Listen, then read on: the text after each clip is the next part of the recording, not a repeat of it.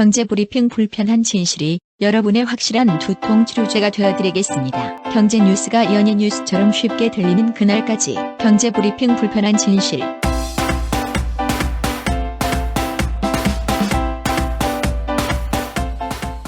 경제브리핑 불편한 진실 8월 3일 순서 시작하겠습니다. 그동안 큰 기대를 모았던 청년수당 있죠. 네. 서울시가 드디어 강행을 하겠다. 오늘 이렇게 밝혔어요. 네.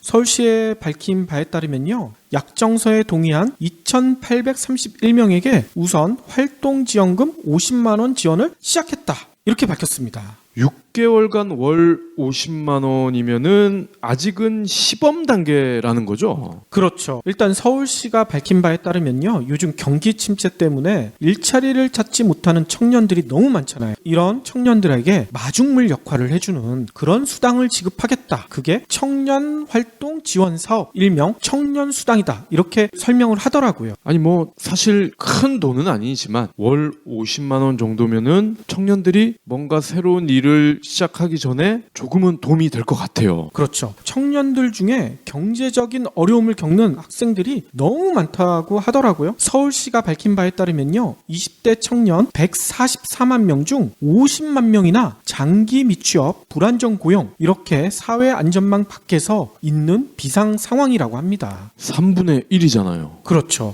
그래서 한 세터민 청년은요. 청년수당 신청서에 이런 얘기까지 썼대요. 탈북보다 아르바이트 탈출이 더 어렵다. 이렇게 호소를 한 거야. 아, 슬프네요. 그런데 이에 반해 정부의 입장은 아주 강경하죠.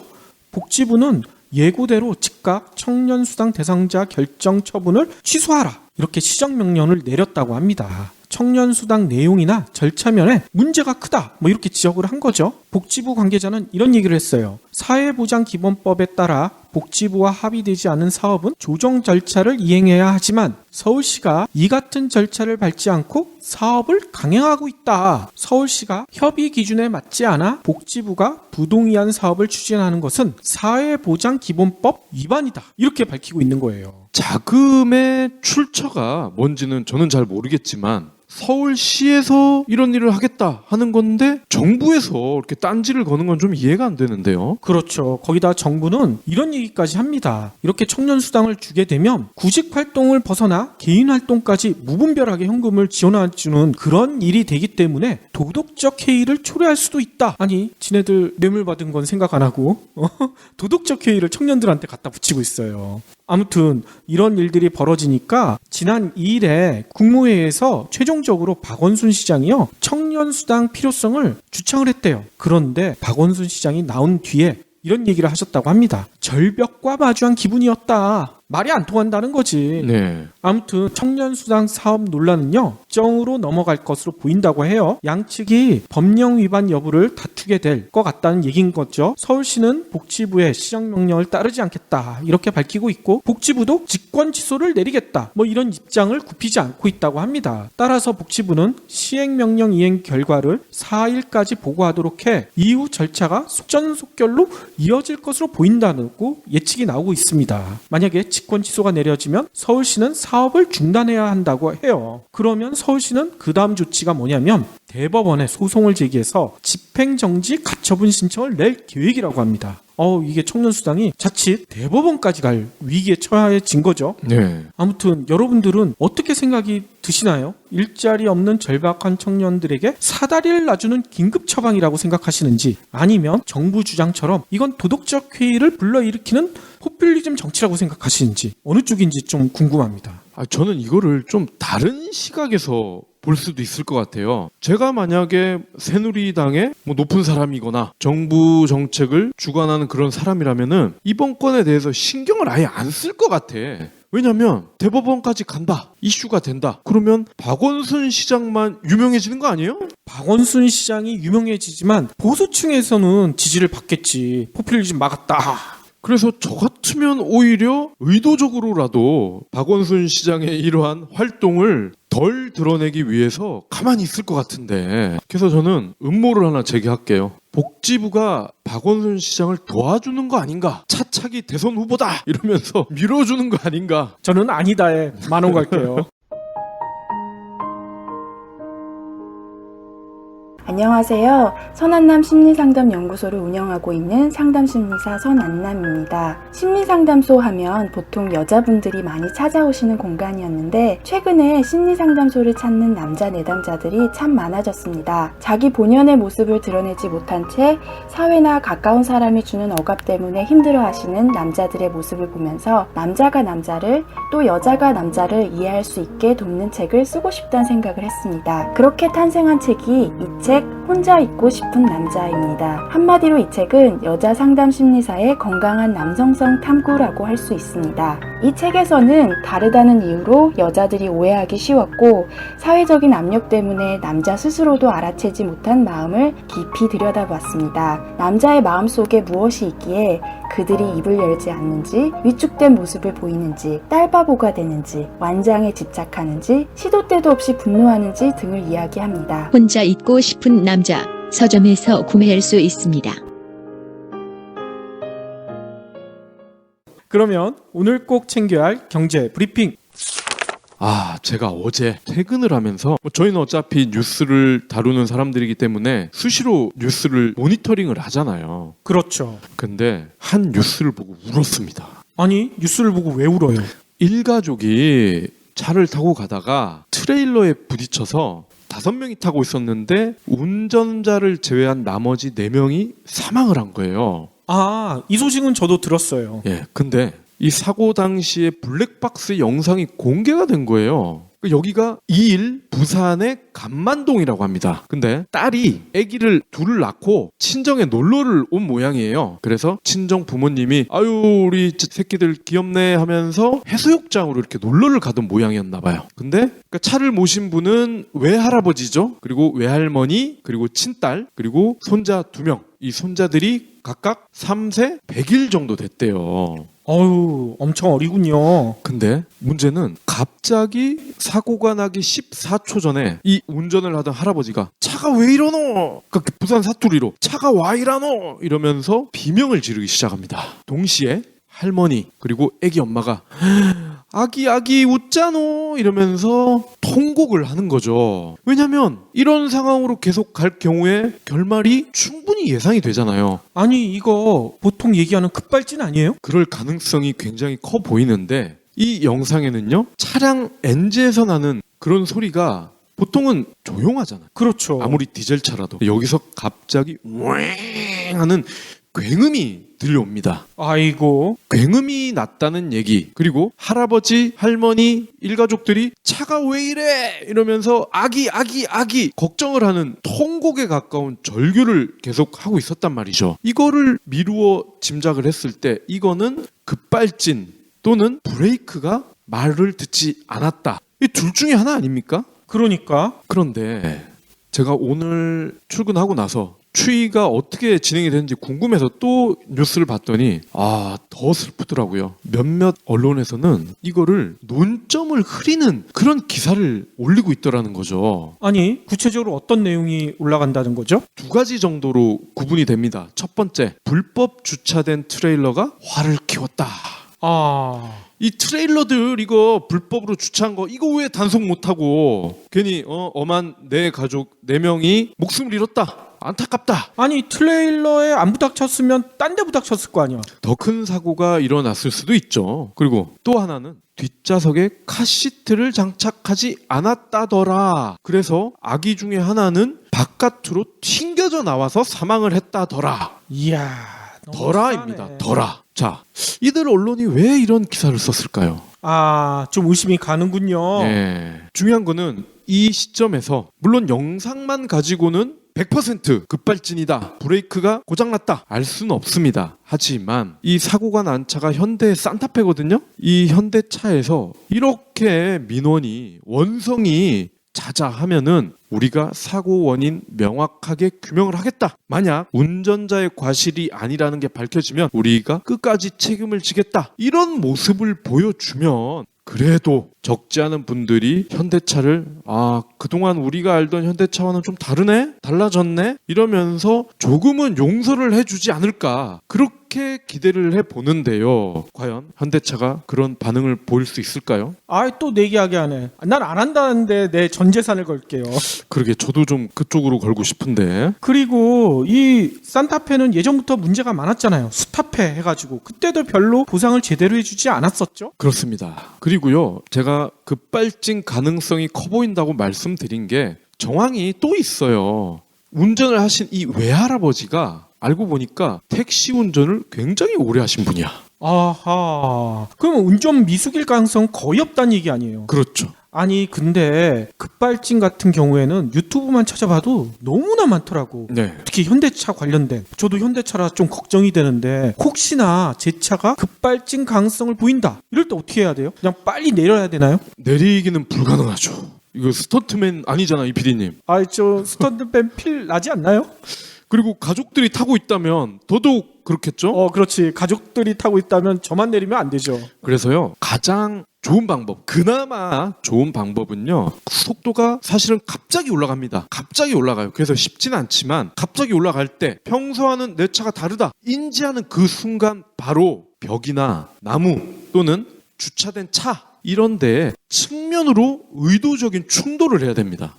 더 이상 나가지 않게. 그렇죠. 달리는 차나 이런 데 하면 안 되죠. 그럼 달리는 차에 있는 사람도 다칠 수가 있기 때문에. 하지만 멈춰진 차나 뭐 방금과 같은 그런 트레일러와 같은 그런 고정물, 나무, 벽 이런 쪽에 측면으로 충돌을 해야 됩니다. 측면으로. 정면으로 하면 위험하죠. 시동은 못 끄나요? 시동 꺼버리면 안 될까? 시동을 끌 정도면은 브레이크가 밟히겠죠.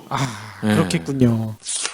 두 번째 소식도 좀 우울한 얘기인데요. 올해 우리나라 주요 산업이 줄줄이 마이너스 성장을 보일 것이다. 이런 전망이 나왔대요. 근데 이 전망 왜 지금이야 내놓지? 난 예전부터 알려놨는데. 그러게 말이야. 산업은행의 산업분석부가요. 3일 2016년 하반기 국내 주요 산업 전망 보고서 이런 걸 발표를 했대요. 여기에서는요, 자동차, 조선, 일반 기계, 석유, 화학, 반도체, 디스플레이, 휴대폰, 건설업, 우리나라 거의 모든 산업이 다 포함됐어. 이런 산업들의 성장률이 모두 마이너스를 기록할 것이다. 이런 예측이 나왔다고 합니다. 모두 마이너스요? 그러니까 제로도 아니고? 산업은행은요, 하반기 주요 산업의 전망을 매우 좋음으로부터 매우 나쁨까지 5점 척도로 기상도 형식으로 분류를 했는데 그 결과 조선과 해운 두 업종 전망은 역시 매우 나쁨 이렇게 나타났다고 하고요. 자동차, 철강, 일반 기계, 디스플레이, 건설 여기는 다소 나쁨으로 분류됐대요. 그리고 석유화학, 반도체, 휴대폰 이렇게 세 곳은 보통으로 분류됐는데 이것도 그냥 보통이지 나쁘다는 얘기인 거죠. 그래서 10개 주요 산업 가운데 긍정적인 전망은 하나도 없다.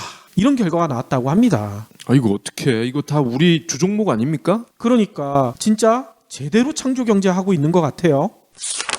다음 소식입니다. 수도권 아파트가요, 하반기에 무려 3만 가구 가까이 공급이 된다고 합니다. 아니 3만 가구나? 네. 가뜩이나 지금 서울 동남부 그리고 경기도 남양주 이런 쪽 신규 아파트가 대거 들어오면서 잠실 송파 일대 전셋값이 오랜만에 내려가고 있다. 이런 소식을 저희가 전해드렸는데 하반기에 자그마치 3만 가구가 공급이 된다고 합니다. 그 3만 가구에 들어갈 사람들이 있나요? 자, 오늘 닥터 아파트가요, 8월에서 12월 서울과 수도권에서 공급되는 아파트 중에서 1000가구 이상 대단지 이게 28곳 4만 2천여 가구가 될 것 같다 이렇게 전망을 했어요. 같은 기관 수도권 아파트 전체 분양 물량은요 146곳에 9만 8천여 가구의 43% 규모라고 합니다. 일단 서울, 대우, 현대, SK가요 강동구 고덕 주공 2단지를 재건축하고 있는데 이름이 고덕 그라시움이래요. 그라시움. 9월에 분양을 하는데 무려 4,932가구 중에서요 2,023가구를 일반 분양한다고 합니다. 그렇군요. 그리고 현대산업개발은요 중랑구 면목 3구역 사가정 아이파크를 11월에 분양하고요. 여기는 1,040가구. 롯데가 서울 동대문구 전농동 청량리 제4구역에 롯데캐슬을 12월에 분양하는데요. 1,293가구라고 합니다. 그 외에도 인천에서 2곳, 경기권에서 23곳 대단지 분양 물량이 쏟아집니다. 아니 이렇게 아파트만 많이 지어가지고 이거 부동산 경기로 GDP를 좀 높여보겠다 이런 술수인 것 같은데 과연 가능할까 좀 의심이 드네요. 빈집 우리가 일본에 너무 많다. 한 2달 전쯤에 방송을 했었는데 그때도 저희가 예측을 했었잖아요. 한국도 이렇게 될 가능성이 있다. 아 그럼 우리 돗자리 깔아야 돼? 오늘 삼성전자가요 그동안에 기대를 많이 모았던 갤럭시 노트 7을 공개했잖아요. 네. 그래서 스마트폰을 바라보기만 하면 잠금 화면이 풀리는 이런 시대가 왔다. 모든 신문들이 이렇게 기사를 쏟아내고 있어요. 대서특필을 했더만. 그렇죠. 이게 뭔지 아시죠? 홍채 인식. 네. 눈에 있는 홍채로 개인 신원을 확인해주는 그런 서비스가 들어가 있다. 이렇게 얘기를 한 거예요. 그래서 홍채 인식이 되기 때문에 앞으로는 그동안의 말썽을 피워왔던 공인인증서 없이도 은행 업무가 가능해진다. 뭐 이런 얘기까지 쏟아내더라고요. 네. 아무튼 삼성전자는요 2일 그러니까 미국 현지 시간이죠 뉴욕 해머스타인 볼룸에서 홍채 인식 기술을 적용한 5.7인치 대화면 스마트폰인 갤럭시 노트 7을 공개했다고 합니다. 아니 우리는 이거 갤로트 7에 홍채 적용된다. 올 봄부터 얘기했었잖아. 그러니까 이걸 왜 이제 와서 주요 신문들이 대서특필을 했을까요? 일단 예전에도 홍채 인식 스마트폰이 있긴 있었대요. 일본 후지츠랑 중국의 TCL이 뭐 이런 스마트폰을 내놨는데 문제가 있었지. 인식률이 상당히 떨어졌다는 거예요. 그러니까 실용성이 많이 없었다는 얘기겠죠? 그 얘기는 갤로트 7은 인식률이 좋다는 건가요? 삼성전자가 밝힌 바에 따르면요. 갤로트 7에 들어간 홍채 인식으로 다른 사람을 잘못 인식할 확률이요. 0.000083에서 0.0001%. 아무튼 엄청 적다는 얘기인 거예요. 숫자가 상당히 기네요. 그러니까 지금 제일 높게 잡아도 10,000명 중에 한 번꼴로 삑사리가 날 수 있다. 이거네요. 그렇죠. 이 비율은요. 지문 인식이나 음성 인식 또 얼굴 인식도 있죠. 이런 거에 비해서는 훨씬 더 정밀하고 정교하다. 삼성전자는 이렇게 강조를 하고 있는 거죠. 특히 갤로트 7에는요. 전면에 적외선 LED 센서, 홍채 인식 카메라가 있어가지고요. 셀카를 찍듯이 스마트폰 화면을 바라보면 사전에 등록된 홍채 정보를 아주 빠른 시간 내에 인식할 수 있다. 뭐 이렇게 얘기를 하고요. 몇몇 신문들은 이거를 실험을 해봤나 봐요. 네. 직접 해봤더니 1초에서 길어야 3초밖에 안 걸리더라. 이런 얘기를 하고 있습니다. 3초면은 눈을 깜빡할 것 같은데. 그러니까요. 근데 몇몇 외신들은 벌써 이런 얘기를 해요. 삼성 갤럭시 7에 들어간 홍채 인식 예전보다 훨씬 더 발달된 기술은 맞긴 맞다. 유용하긴 하다. 근데 버스 같은 아니면 지하철 같은 흔들린 데서 네. 이게 가능하냐? 왜냐면요. 이게 눈을 맞추는 거기 때문에 조금만 흔들려도 이 인식을 못 하거든. 아까 얘기했던 1초에서 3초 걸린다. 또 0.0000 뭐 이렇게 얘기한 거는 가만히 서 있는 경우 그럴 땐 그렇게 되는데 걸어가거나 버스를 타거나 지하철 안에서 홍채 인식할 때 인식률이 상당히 낮아질 수 있다. 이런 문제를 제기를 하더라고요. 아니 재용이 영화가 일부러 그렇게 만든 거 아닐까요? 한국 국민들의 독서량을 좀 늘리기 위해서 전철이나 버스 안에서는 핸드폰을 못 보게 하려고. 팟캐스트 들어라. 우리를 이렇게 챙겨주나? 마지막 브리핑입니다. 크라우드 펀딩 아시죠? 크라우드 펀딩. 실은 저희한테도 크라우드 펀딩에 좀 참여해달라. 뭐 이런 제의들이 많이 들어오고 있어요. 네. 근데 이 크라우드 펀딩이 쉽게 말씀을 드리면 일반 대중이 특정 사업이나 프로젝트에 돈을 투자하는 거잖아요. 그렇죠. 그런데 카카오에서요 오늘 돈을 안 내도 되는 크라우드 펀딩 플랫폼을 선보였어요. 이름하여 하트 펀딩. 아니 그러면 돈을 안 내고 대신 하트를 보내는 거예요? 하트를 쏘면 돼. 내가 이렇게 손가락 하트 이렇게 보내는 것도 가능한가요? 그건 안 되고요. 이제 카카오 이 플랫폼 안에 들어가면요. 우리도 이 팟빵에도 잘 들었다. 그럼 하트를 누를 수가 있잖아. 그렇죠. 그러고 보니까 이 팟빵을 뺏긴 건가 그러면? 그렇게 되네. 금전적인 부담을 없애서 더 많은 창작자와 후원자를 만나게 하자 이런 취지라고 합니다. 앞서 카카오가 선보인 스토리 펀딩은 이용자가 컨텐츠 제작에 필요한 비용을 직접 후원하는 방식이었잖아요. 그렇죠. 저희도 작년에 이걸 했다가 하트는 엄청 받았는데 돈은 별로 못 받았죠. 아니 그러니까 우리 할 때 하트 펀딩 하지 우리 하트 받은 것만 치면 우리가 거의 최고 수준이었잖아. 그러게 말이에요. 그래서 누가 참여했나 봤더니 유명 인사가 제법 됩니다. 정유정 작가. 아하. 요즘 종의기원이라는 소설로 베스트셀러 반열에 이미 올라갔었는데 또 올라갔어. 그리고 한국인이 좋아하는 외국 작가죠. 알랭드 보통, 그리고 김현수, 정희연, 이분들도 유명한 작가들이죠. 그리고 연예인도 있어. 우리 와이프가 좋아하는 이민호, 그리고 가수 요조, 이런 분들이 참여를 확정했습니다. 그래서 제가 물어봤어요, 카카오에. 아니 뭐 취지는 좋은데 그럼 이 작가분들이 글을 쓸 의지를 좀 상실할 가능성은 없냐? 돈이 뭐 들어와야 이거를 쓸 니즈를 느낄 텐데. 그랬더니 카카오 차원에서요, 소정의 원고료를 주긴 한답니다. 뭐 이거는 선인세를 미리 준다 뭐 이런 개념인가 보죠? 그렇습니다. 아니 그러면 우리는 왜 안 준대? 우린 안 했으니까. 다른 건 몰라도 난 뽀삐 없인 못 살아. 됐고! 난 이 차 없인 못 살아! 반려동물 가능한 방에서 주차 가능한 방까지. 우리 살고 싶은 데서 살자.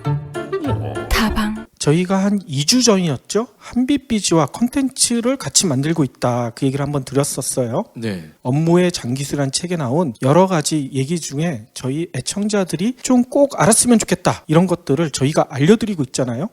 제 주위 반응은 짧지만 강렬하다. 내가 몰랐던 부분을 알 수 있어서 좋다. 한번 써먹어봐도 될까? 뭐 이런 얘기를 하시더라고요. 그렇죠. 근데 한빛비즈 측에서는 그렇게 생각 안 하나 봐. 우리의 얘기가 너무 부족하다고 생각하시나 봐요. 그래서 업무의 장기수를 직접 편집하신 분이 나와서 그렇게 하는 게 아니야. 이렇게 얘기해줘야지. 이 얘기를 해주시겠다고 오늘 저희 스튜디오에 직접 나오셨어요. 한빛비즈 편집 업무를 하고 계신 유소영 과장님 모셨습니다. 네, 안녕하세요. 최첨단 마이크 앞에서 떨고 있는 유소영.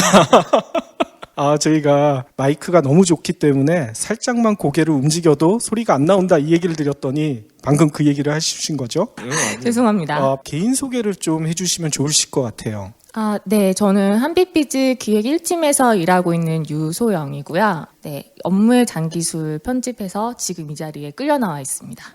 직접 나오신 게 아니군요. 네, 저는 전화를 받고 끌려 나왔습니다. 네. 아니, 이 외모만큼이나 목소리가 굉장히 고우세요. 거짓말하지 마십시오. 진짜? 싸울라 그래. 전화상으로 이렇게 저희가 몇 번 접촉을 했잖아요. 성운 줄 알았어요. 아니, 이런 대본에도 없는 말씀을 하시면 제가 어떻게 해야 될지 모르겠네요. 저희 원래 대본 없는데요? 네, 그러게요. 저 굉장히 당황했습니다. 대본이 하나도 없어서 예. 네, 무슨 말을 해야 될지. 휴가는 다녀오셨어요? 아직 못 갔습니다. 이 책 때문에. 책이 또 잘 팔리려면 편집하신 분의 또 지원이 있어야 되니까. 그렇죠. 책 나오고 난 다음에 마케팅 홍보 지원을 이제 편집자가 하는 경우가 많기 때문에 네, 저도 아직 못 가고 있습니다. 방금 중요한 걸 말씀하셨는데 편집자의 홍보 지원 어떠한 업무가 있는 거죠?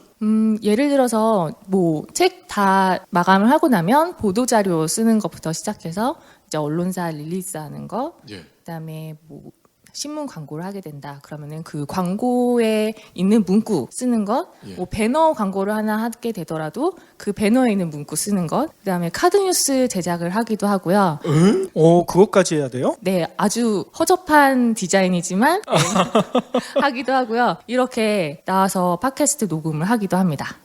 그렇군요. 아니 저희랑 또 인연이 있으시잖아요. 저희 광고 문구 하나를 제작을 직접 해주셨죠? 네, 예전에 우리는 왜 위험한 것에 끌리는가라는 책을 하고 나서 이제 광고 문구를 써드렸는데요. 두 분께서 굉장히 메소드 연기를 해주셔서 발연기 아니고요?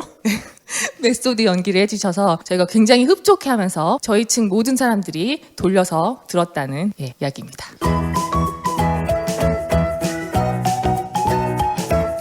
자, 그러면은 오늘 업무의 잔기술에 대해서 자잘하게 한번 알아보도록 하겠습니다. 일단 책의 저자가 궁금해요. 이 저자분이요, 여자 변호사예요. 일본에서 굉장히 유명하신 분 중에, 그러니까 패널로 계속 등장하시는 분 중에 한 분이신데 도쿄대 법학부를 수석으로 졸업을 했고요. 예. 일본 재무성에서 근무를 했었고요. 그 다음에 이제 변호사가 되신 분이에요. 그런데 이제 이분이 처음에 회사에서 일을 할 때 가장 고민이 됐던 게 일상 업무를 잘 못하는 게 고민이었대요. 그래서 여기 책에도 썼다시피 나만큼 많이 혼난 신입은 없을 거다. 이렇게 얘기를 할 정도로 일을 못했다고 해요. 아니 도쿄대 수석인데 네, 그렇죠. 그래서 이분이 사실 7번 읽기 공부법이라는 책 베스트셀러 쓰신 분이기도 하시거든요. 아 이게 국내에도 출간이 됐죠? 네, 되어 있고요. 국내에도 상당히 많이 팔린 것으로 알고 있습니다. 아니 도쿄대 하니까 책이 하나 생각나요. 도쿄대생은 왜 바보가 되었는가? 그분을 보고 그분이 이 책을 쓰셨나?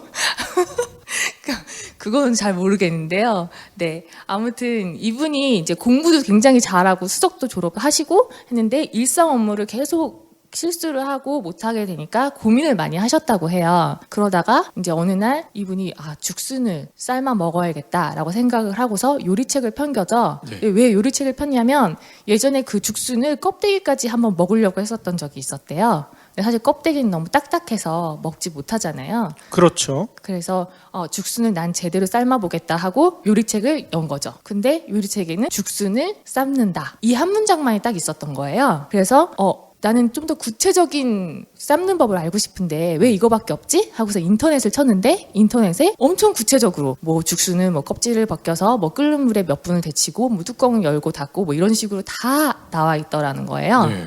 그래서 업무에도 이렇게 구체적인 레시피가 있다면 얼마나 좋을까라고 생각했다고 해요. 그래서 본인이 10여 년 동안 직장에서 근무를 하면서 그 얻은 구체적인 노하우를 이 책에다가 담았다고 합니다. 아니 근데 저자분은 엘리트 코스를 걸어오신 분인데 이분이 잔기술을 부린다? 이게 조금 맞지 않을 것 같다는 생각도 들거든요. 이분의 주장은 그거예요. 업무를 하는 게 사실은 뭐 엄청난 철학이나 이런 게 있어야지만 잘하는 것이 아니고 그런 세세한 것들을 딱딱 맞춰주는 그런 것들이 있어야지만 일상 업무를 실수 없이 할 수 있다. 즉 그러니까 구체적인 노하우의 축적이야말로 일상 업무를 잘할 수 있는 방법이다라는 것을 깨달은 거죠. 아니 그러면 구체적으로 60가지 비법 중에 가장 마음에 드는 비법 어떤 게 있을까요? 저는 사실 요즘도 써먹고 있는 방법 중에 하나인데요. 여기에 보면은 만약에 이제 밤에 업무 2가지를 받았는데 하나는 저녁 8시에 끝나고 하나는 새벽 1시에 끝났어요.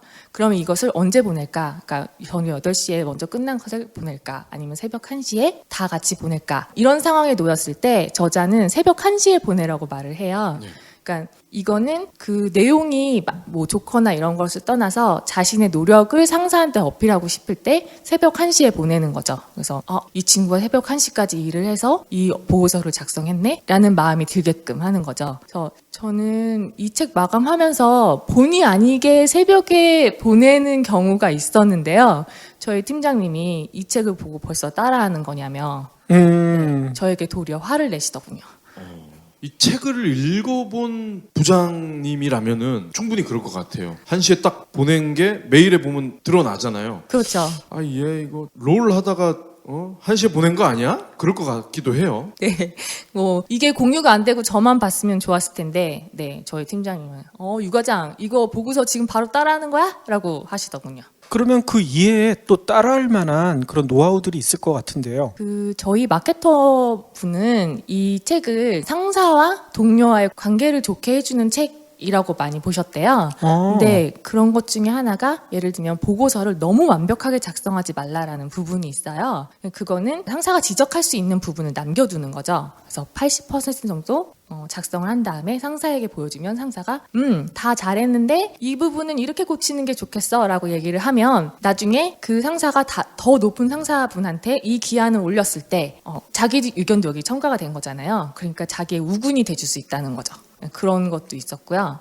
칭찬을 할 때는 뭐 2배, 3배 칭찬하는 게 아니라 딱 1.1배만 칭찬하라는 그런 내용도 있었습니다. 그건 이유가 뭔가요? 너무 과장되게 칭찬을 하면 그러니까 마음에도 없는 말을 하게 되는 것이기 때문에 오히려 그 사람을 욕보이게 된다는 거죠. 그래서 PD님 너무 잘생기셨네요. 이렇게 얘기하는 거는 사실 칭찬이 아니라 이분을 욕보이는 것이 될 수도 있다. 박 PD 욕 보이는군요. 좀 칭찬 같은데.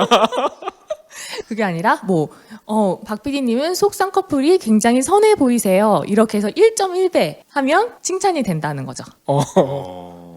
1.1에서 그 0.1은 어떻게 측정을 합니까? 그거는 본인이 알아서 측정을 하시는 건데 저도 잘 측정을 못하는 경우가 많은 것 같습니다. 이거 굉장히 디테일한 노하우가 필요할 것 같은데. 네, 마음에 없는 말을 하지 말라는 게 가장 중요한 포인트인 것 같고요. 네. 그러니까 진짜 있는 사실에서 조금만 더 해봐라, 뭐 이런 거죠. 그러면 이런 건가요? 머리를 새로 했을 때 네. 보통 여자분들은 머리 새로 했네요 하면 되게 좋아하시잖아. 네. 그거보다는 커트보다는 단발머리로 바꾸시니까 더 나아 보이네요. 그렇습니다. 뭐 그런 건가요? 그렇습니다. 네. 하지만 남자분들은 대부분 머리 바꾼 것 자체를 몰라보시죠. 그렇죠, 그렇죠.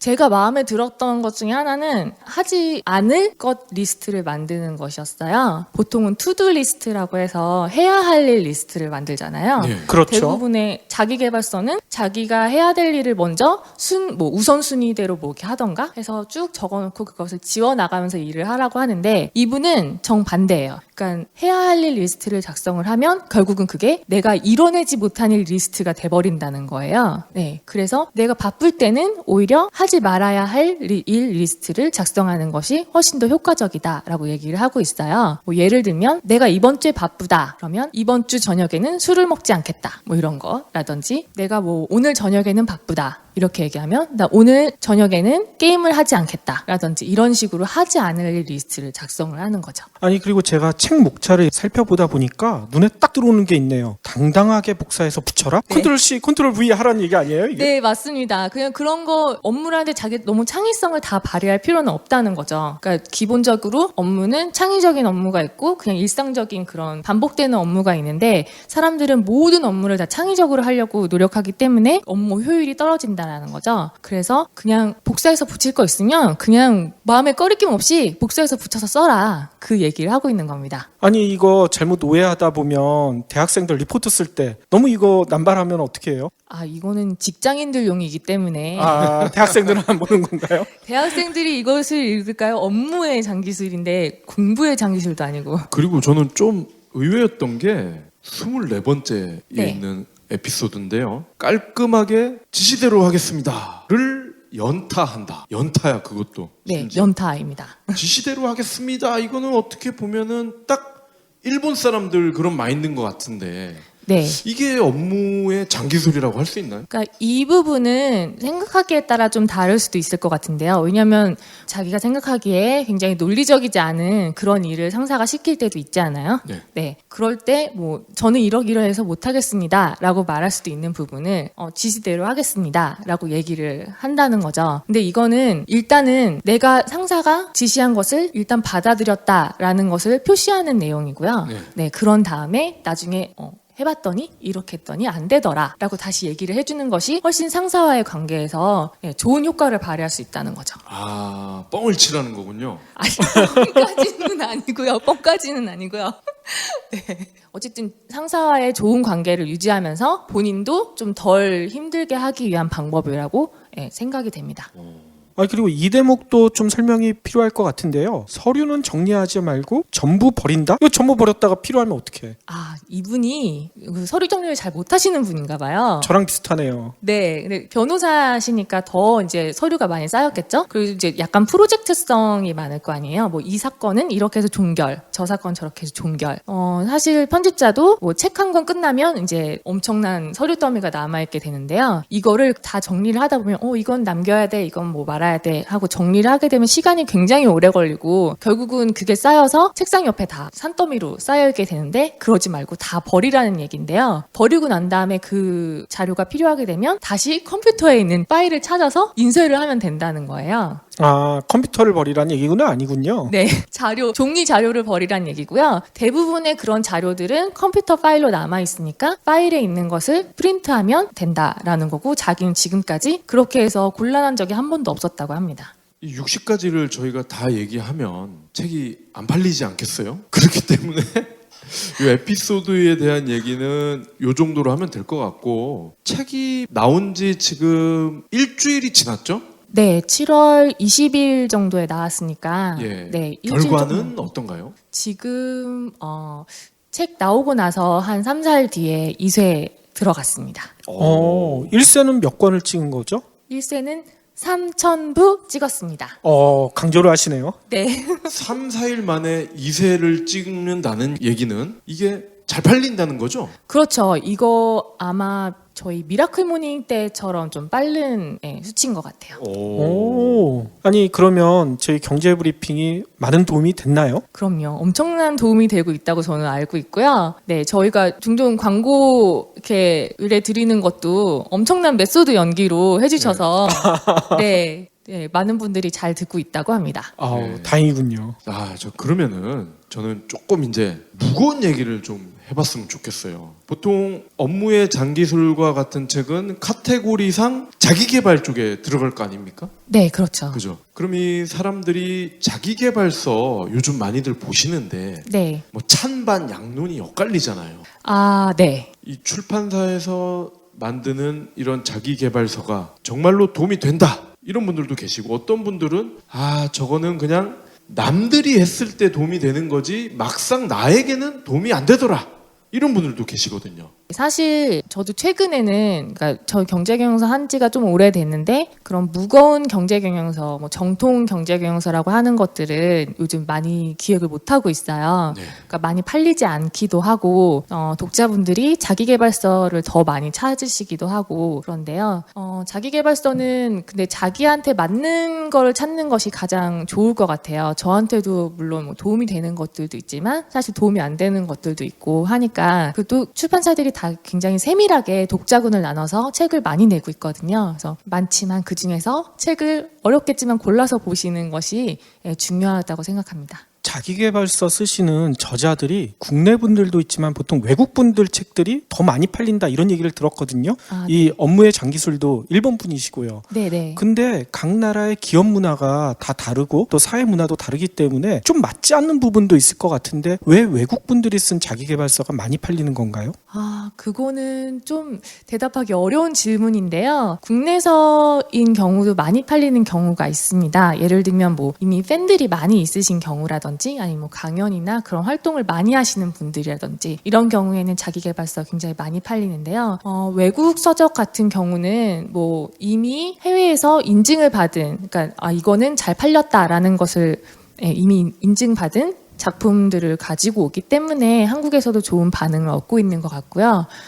그리고 사실 일본 같은 경우는 우리나라와 업무 환경이나 이런 문화적인 것들이 상당히 비슷하기 때문에 사실 저는 편집할 것이 별로 없었어요.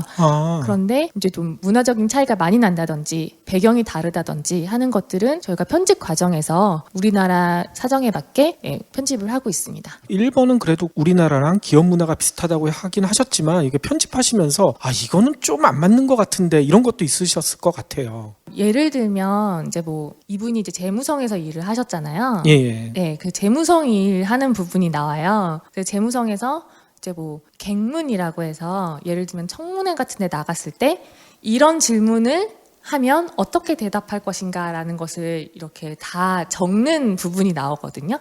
네. 근데 사실 질문이라는 게 어디로 튈지 모르잖아요. 네.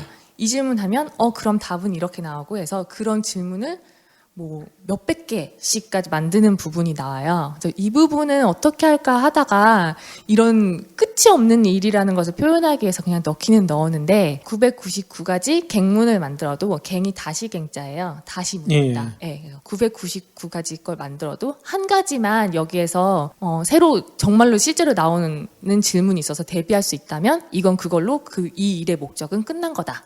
라고 얘기를 하는 부분이 나와요. 그래서 끝이 없는 일이라는 것을 표현하기 위해서 그 부분은 저희가 살려두었습니다. 그런 거를 우리 정부에서는 가끔 간단하게 해결하는 방법이 있죠. 어떻게 해야죠? 질문은 받지 않습니다. 그렇게 하면 되는데. 네, 아주 간단한 방법이 있는데 일본 재무성은 이 방법을 모르고 있군요. 저는 이 자기계발서를 보면 그런 생각도 들어요. 그러니까 업무의 장기술 같은 경우는 실제로 직장 생활을 하는 분들에게 도움이 되는 그런 책인 것 같은데 네. 간혹 보면은 뭔가 좀 판매를 위한 그런 자기계발서도 있는 것 같아요.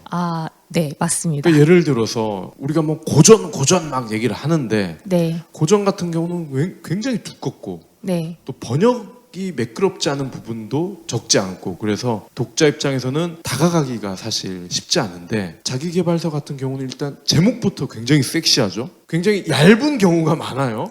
아, 저 이 책 말씀하시는 건가요?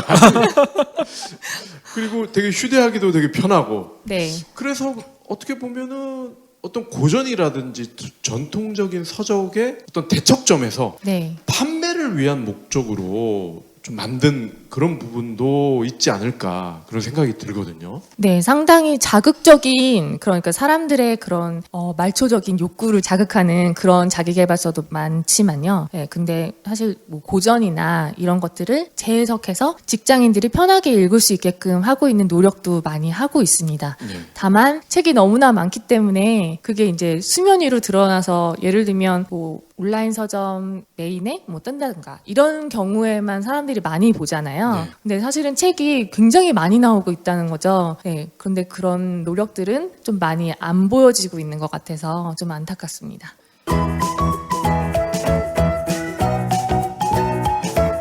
업무의 장기술은 일본 분이 쓰신 거고 네. 그리고 여태까지 저희가 주로 봤던 경제든지 자기계발서도 미국이라든지 유럽 쪽이 많은데 네, 요즘 G2 중에 하나가 중국이잖아요. 네 그렇죠. 중국 분이 쓰신 자기계발서는 어떻습니까?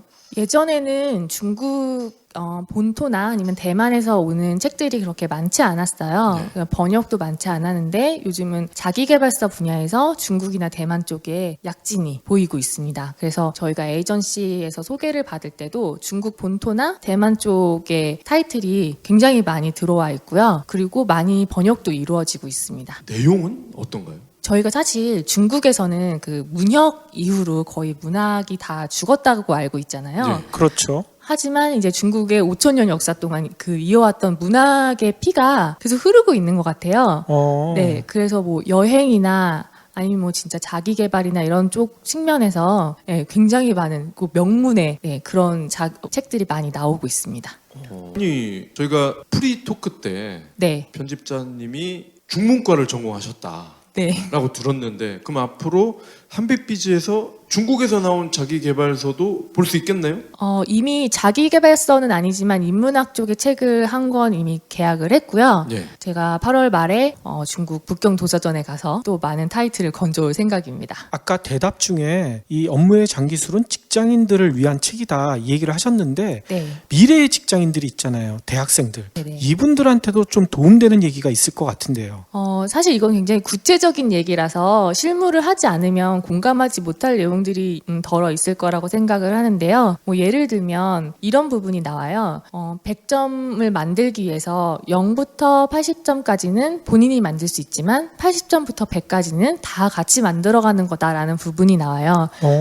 이거는 이제 개인 혼자만으로는 완벽할 수 없고 여러 사람의 협업을 통해서만 완벽하게 이루어 나갈 수 있다라는 거를 가르쳐주는 부분인데요. 이런 부분은 그 직장인이 되시려는 분들께도 좀 큰 도움이 되는 마음가짐이 아닐까 싶습니다. 책을 60가지 에피소드를 보면은 직장인을 위해서 쓰인 것처럼 보이지만 모든 사람에게 적용이 되는 것 같아요. 뭐 리포터를 새벽에 보내라 이런 거 빼고 거의 모든 게 관계를 중심으로 항상 생각을 해라, 일을 해라, 다른 사람을 배려해라 이런 게 핵심인 것 같아요. 네, 이 안에도 이제 소소한 재치라고 하지만 실제로는 다른 사람을 배려하고 다른 사람한테 어떻게 보일지 뭐 혹은 다른 사람과 어떻게 일을 같이 할지에 대한 부분이 많이 들어있어서 관계에 대한 기술이라고도 볼 수 있겠습니다. 업무의 장기술이 대박을 치셔서 대박이라고 얘기하니까 너무 놀라시네.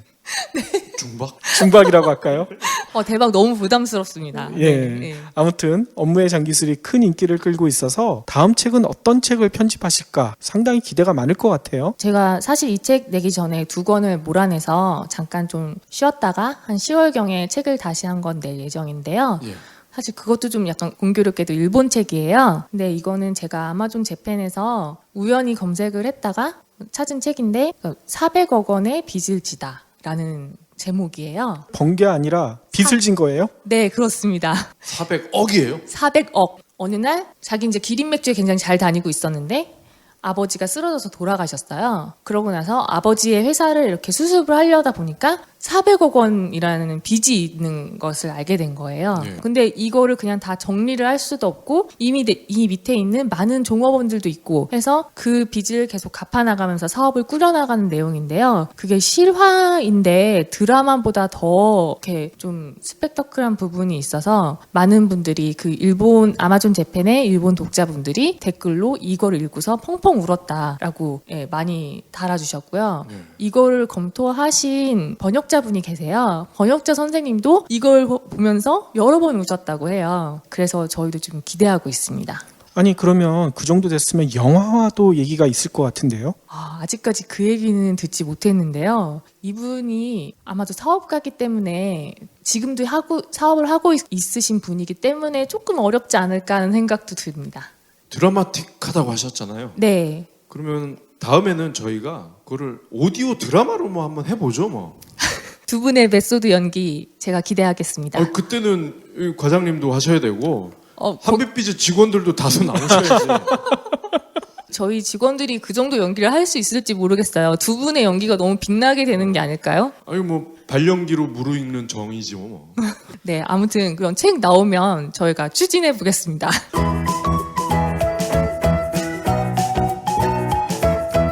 그럼 지금까지 유 과장님이 말씀해 주신 업무의 장기술, 저희 경제브리핑 불편한 진실 애청자 여러분들한테 많은 도움이 됐을 거다, 이런 기대가 되네요. 업무의 잔기술이지만 장기술을 빙자한 진기술인 것 같아요. 그렇죠. 여러분들 혹시 휴가 가시기 전에 이 책 한 권씩 휴가 가방에 넣어 놓으시고 휴가 때 한번 읽어보시면 휴가 갔다 온 다음에 진짜 사람이 달라졌다, 상사로부터, 이런 얘기도 들을 수 있지 않을까, 이런 생각도 드네요. 참고로 책이 아주 슬림합니다. 저는 한 50분 만에 다 본 것 같아요. 혹시 기부해보신 적 있나요? 이런 질문을 하면 나 먹고 살 것도 없는데 기부는 무슨? 기부는 션, 정혜영, 김장훈이나 하는 거 아니야? 라고 하시는 분들이 많습니다.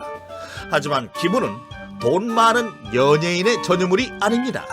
무료 기부 사이트 위시플렉스에 접속하면 누구나 기부천사가 될 수 있습니다. 어떻게 가능하냐고요? 위시플렉스의 나만의 위시에서 매주 마음에 드는 신상 10개만 고르면 됩니다. 물론 사는 것이 아니라 찜만 하는 겁니다. 그러면 기부머니 500원이 매주 생기죠. 이 기부머니를 경제브리핑, 불편한 진실 같은 프로젝트에 후원할 수 있습니다. 참 쉽죠? 보너스도 있습니다. 매주 추첨을 통해 골라놓은 신상을 최대 90% 할인된 가격으로 살 수 있는 기회도 제공합니다. 기부도 하고 신상도 챙기고 그야말로 꽉 먹고 알 먹고입니다. 이래도 기부는 나와 상관없는 딴 나라 이야기라고 하실 건가요? 당장 위시플렉스에 접속해 자랑스러운 기부천사의 이름을 올리세요.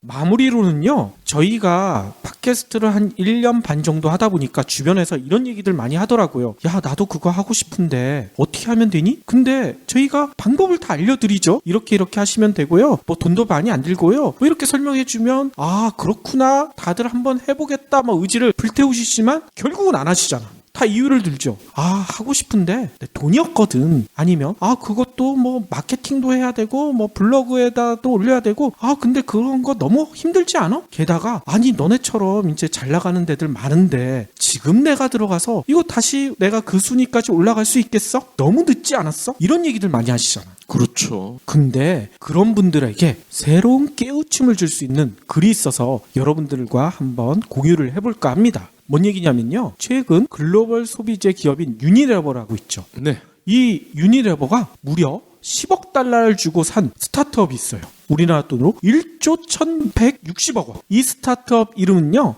달러 쉐이브 클럽. 달러를 미는 클럽, 뭐 그런 뜻인가요? 그렇죠. 면도와 관련된 거예요. 이 업체는요, 2011년에 파티에서 만난 마이클 두빈이랑 마크 레빈이라는 사람이 힘을 합쳐서 만든 업체라고 합니다. 이름에서 보듯이 일회용 면도기와 면도날을 집으로 보내주는 서비스로 큰 대박을 터뜨렸다는 거예요. 면도기와 면도날을 집으로 보내준다? 그렇죠. 이거 저는 별로 필요 없을 것 같은데.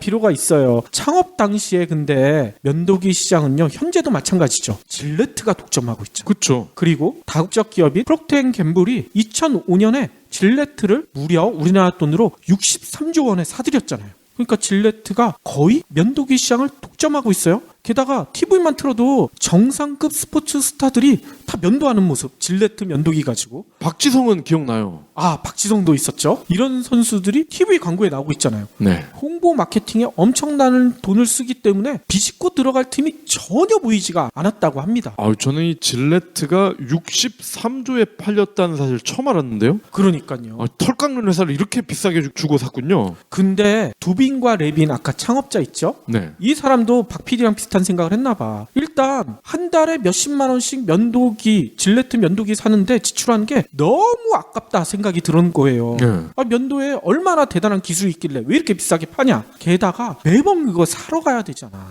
사러 가는 것도 너무 귀찮고. 그래서 이들이 이렇게 불편한 거? 그럼 내가 한번 사업을 해볼까? 회원 가입을 하고요. 배송비를 포함해서 $3 정도만 내면 면도기 하나에 면도날 5개를 보내주는 이런 서비스를 시작을 했대요.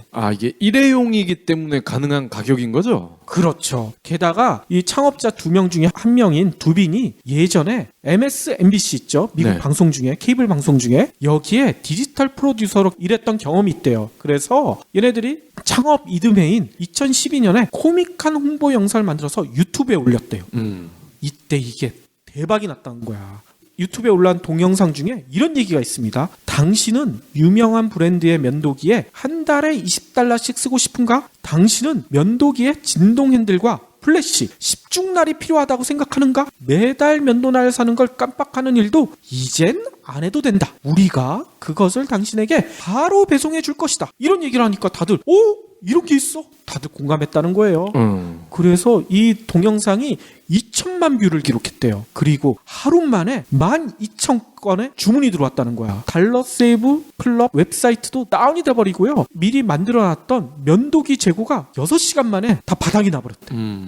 그래서 얼마 지나지 않아 달러세이브 클럽의 매출액은요 2억 4천만 달러, 2,660억 원까지 치솟았다는 거예요. 그래서 현재 달러세이브 클럽의 회원이요 300만 명이 넘는데요. 그런데 재미난 것은요 임직원이 190명밖에 안 된대. 생각보다 규모가 작죠. 네. 왜냐면 면도기는 제조업이잖아. 제조업이기 때문에 이렇게 작은 규모로 가능할까? 왜냐면 공장도 짓고 운송센터도 만들어야 되고 영업망도 구축해야 되고 게다가 질레트 같은 데는 R&D라고 해서 연구 조직도 엄청 크잖아요. 게다가 마케팅도 TV 광고도 때려야 되니까 그런 조직도 필요할 텐데 왜 190명밖에 없을까? 달러세이브 클럽은요 이렇게 설명을 해요. 모든 불필요한 과정 다 줄여버렸다. 어떻게? 면도기는 반갑게도 우리나라의 도르코에서 공급을 받는데요. 예. 우리나라랑 연관이 있어. 도르코 면도기가 질레트보다 훨씬 싸잖아. 왜냐? 면도기에는 첨단 기술이 필요 없다. 여기에 무슨 R&D가 필요하고 첨단 기술이 필요하냐? 잘만 깎이면 되는 거 아니냐. 도르코에서 가성비가 뛰어난 그런 제품을 공급받았다는 거예요. 10중날 아까 얘기 나왔잖아요. 3중날만 해도 충분합니다. 그러니까 말이에요. 거기다가 운송도 외주를 주고 실제로 이들 업체가 하는 것은 프로젝트 디자인이나 고객 서비스 이것밖에 안 하니까 190명으로도 충분히 운영이 가능하다. 네. 게다가 질레트 같은 거대 기업보다 고객의 니즈를 세세히 파악하고 발빠르게 대응할 수 있다. 이런 설명을 하더라고요. 참 재밌지 않아요? 근데 이 면도를 가지고 이렇게 돈을 잘 벌 수 있다는 게 저는 참 놀라운데요. 그렇죠. 그러니까 이 얘기 들으시면 저희가 처음에 했던 얘기처럼 종잣돈이 없다? 영업 마케팅? 너무 힘든데? 할 만한 사업은 이미 거대 업체들이 장악하고 있다? 이런 핑계를 더 이상 대지 못하지 않을까? 이런 생각이 들더라고요. 나훈아 남진이 전성기였을 때 조용필이 나왔죠.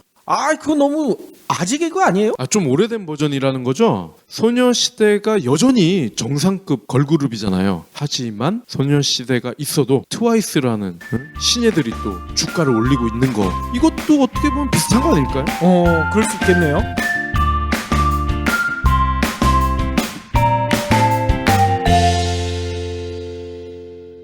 경제브리핑 불편한 진실 완수해주셔서 감사합니다. 하트 2척, 댓글 남기기, 계좌 후원 등 다양한 방법으로 힘을 보태주세요. 계좌 정보는 경제브리핑 팟빵 공지 코너